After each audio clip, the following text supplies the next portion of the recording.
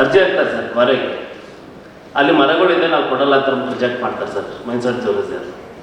ಅದಾದ ನಂತರ ಮರಗಳನ್ನ 2500 ಮರಗಳನ್ನ ಸಂಪೂರ್ಣವಾಗಿ ಕಳೆದು ಅಲ್ಲೇ ಉಳಿಸಿದ್ದಾರೆ ಸರ್ ಈಗ ಪ್ರೆಸೆಂಟು. ಈಗ ಮೈನ್ಸ್ ಆ್ಯಂಡ್ ಜ್ಯುವೆಲರ್ಸ್ಗೆ ಅಪ್ಲೈ ಮಾಡಿದ್ದಾರೆ, ಈಗ ಲೈಸೆನ್ಸ್ ಕೊಟ್ಟಿದ್ದಾರೆ ಅವ್ರಿಗೆ. ಈ ರೀತಿ ಕಾನೂನು ಬಾಹಿರ ಕೆಲಸಗಳಿಗೆ ದಯಮಾಡಿ ಮೈನ್ಸ್ ಆ್ಯಂಡ್ ಜ್ಯುವೆಲರ್ಸಿಯವರು ಮತ್ತು ಫಾರೆಸ್ಟ್ ಇಲಾಖೆಯವರು DC ಸಾಹೇಬ್ರಿಗೆ ಹೇಳಬೇಕು ಅಂತ ಮನವಿ ಸರ್. ಅರ್ಜಿಗಳು ಯಾವುದೂ ಕೂಡ ತಗೋತಾ ಇಲ್ಲ ಸರ್. 28/2016 ಬಿಫೋರ್ ಏನು ಅರ್ಜಿಗಳಿತ್ತು ಇನ್ಎಲಿಜಿಬಲ್ ಅಪ್ಲಿಕೇಶನ್ನ, ಈಗ 17/3/2023ನಲ್ಲಿ ತಿದ್ದುಪಡಿ ಆದೇಶ ಬಂದು ಅರ್ಜಿಗಳನ್ನು ಅವರು ಎಲಿಜಿಬಲ್ ಅಪ್ಲಿಕೇಶನ್ಸ್ ಅಂತ ಹೇಳಿ ಇದು ಮಾಡಿದ್ದಾರೆ ಸರ್.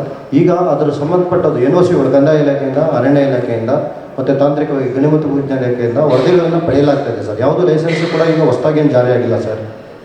ಮತ್ತು ಈಗ ನಾವೆಲ್ಲ ಇದು ಕಂದಾಯ ಮತ್ತು ಅರಣ್ಯ ಮತ್ತು ಗಣಿ ಮತ್ತು ಭೂವಿಜ್ಞಾನ ಇಲಾಖೆಯಿಂದ ತಾಂತ್ರಿಕ ವರದಿ ಬಂದ ಮೇಲೆ ನಾವು ಕೇಂದ್ರ ಕಚೇರಿಗೆ ಕಳಿಸಿ ಸರ್ಕಾರದಿಂದ ಅನುಮೋದನೆ ಬಂದ ನಂತರ ಅವು ಗಣಿಗಾರಿಕೆಗೆ ಲೈಸೆನ್ಸ್ ಜಾರಿ ಆಗುತ್ತೆ ಸರ್. ಮುಗ್ಗೂರು ಫಾರೆಸ್ಟ್ ಈ ಸರ್ವೆ ನಂಬರ್ ಸರ್, ಇಲ್ಲಿ ಸುಮಾರು 88 ಎಕರೆ ಕಾಂಪೌಂಡ್ ಹಾಕಿದ್ದಾರೆ ಸರ್. ಇದ್ರ 31 ಎಕರೆ ಇದಿದೆ ಪಾಣಿದೆ ಸರ್.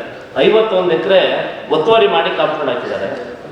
ಇದು ಟ್ಯಾಂಕ್ ಬಂಡ್ ಆಫ್ ರಿವರ್ ಕಾವೇರಿಗೂ ಅಂದರೆ ಕಾವೇರಿ ನದಿಗೂ ಕಾಂಪೌಂಡ್ ಹಾಕಿದ್ದಾರೆ ಸರ್. ದಯಮಾಡಿ DC ಸಾಹೇಬರಿಗೆ, ಹಿಂದೆ ಇದ್ದ DC ಸಾಹೇಬರಿಗೂ ಭಾಳಷ್ಟು ಮನವಿ ಕೊಟ್ಟಿದ್ದೀನಿ. ಯಾರು ಮಾಡಿದ್ದಾರೆ ಸರ್? ಒತ್ತುವರಿ ಮಾಡ್ಕೊಟ್ಟಿದ್ದಾರೆ. ಯಾರು ಕೇಳ್ತಾ ಇದ್ದೀವಿ ಸರ್? ಭಾಳಷ್ಟು ಜನ ಇದ್ದಾರೆ ಇಲ್ಲಿ. ಓಕೆ, ದಯಮಾಡಿ ಕೆಲಸ ಮಾಡಿ, ತಹಶೀಲ್ದಾರ್ ಹೇಳ್ತೀವಿ, ದಯಮಾಡಿ 88 ಎಕರೆ 51 ಎಕರೆ ಯಾವ್ಯಾವ್ದಿದೆ ಅಂದ್ಬಿಟ್ಟು ಅವ್ರು ಯಾರ್ಯಾರು ಇದು ಮಾಡಿದ್ದಾರೆ ಅಂತ ಒಂದು ಲಿಸ್ಟ್ ಕೊಡಿ, ನಮಗೊಂದು ಕೊಡಿ, DC ಅವ್ರಿಗೊಂದು ಕೊಡಿ, ತಹಶೀಲ್ದಾರ್ ಒಂದು ಕೊಡಿ, ಅದೊಂದು ಎನ್ಕ್ವೈರಿ ಮಾಡಿ. ಸ್ಕೂಲ್ಗಳು ನಮ್ಮ ಕನಕಪುರ ತಾಲೂಕಲ್ಲಿ ಸ್ಕೂಲ್ ಟಾಯ್ಲೆಟ್ಗಳು ಈ ಪರಿಸ್ಥಿತಿಲಿದೆ ಸರ್. ಒಂದು ಸ್ಕೂಲ್ಗಳಲ್ಲೂ ಗೌರ್ಮೆಂಟ್ ಡೋರ್ಗಳಿಲ್ಲ, ಟಾಯ್ಲೆಟ್ ಸರಿ ಇಲ್ಲ.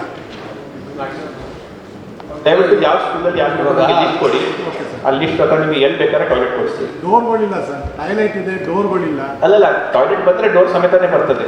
ತಾವು ಲಿಸ್ಟ್ ಕೊಡಿ, ನಾನು ಮಾಡಿಸ್ಕೊಳ್ಳಿ. ಅದು ಫುಲ್ ಲಿಸ್ಟ್ ಕೊಡಿ, CEO ಅವ್ರಿಗೆ ಕೊಡಿ, ಮಾಡ್ತಾರೆ. ನಿಮ್ಮದು ಇದು ಕೊಡಿ. ಓಕೆ.